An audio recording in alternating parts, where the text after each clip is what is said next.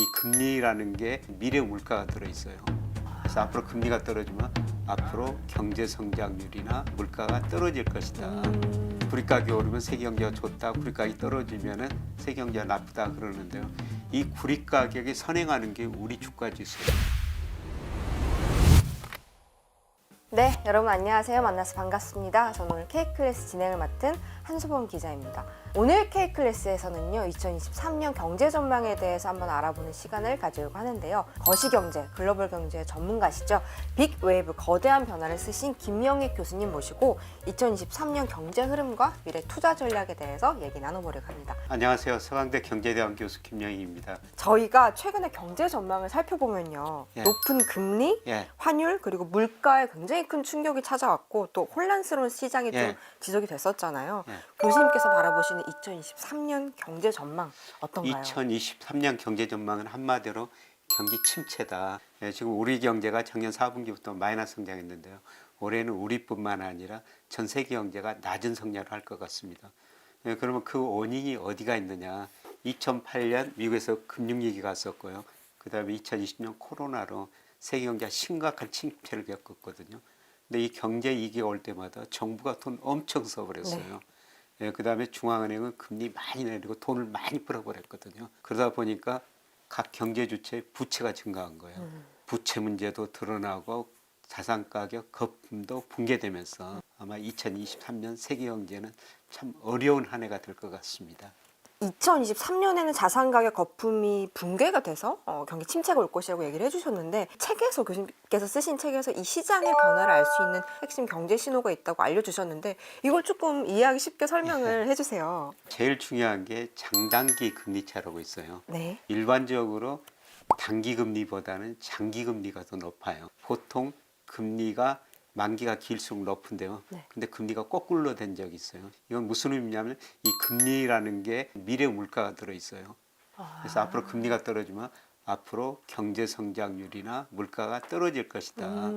그래서 우리가 장단기 금리 차를 보면서 미래 경제를 예상할 수가 있고요.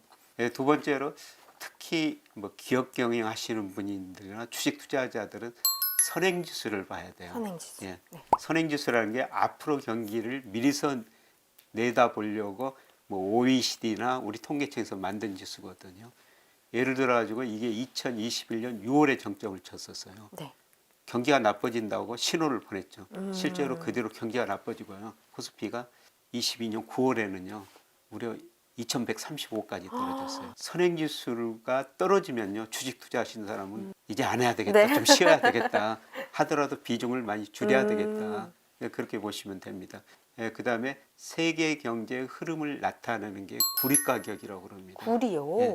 뭐를 생산하려면 구리가 많이 들어가니까 아. 구리 가격이 오르면 세계 경제가 좋다, 구리 가격이 떨어지면 세계 경제가 나쁘다 그러는데요.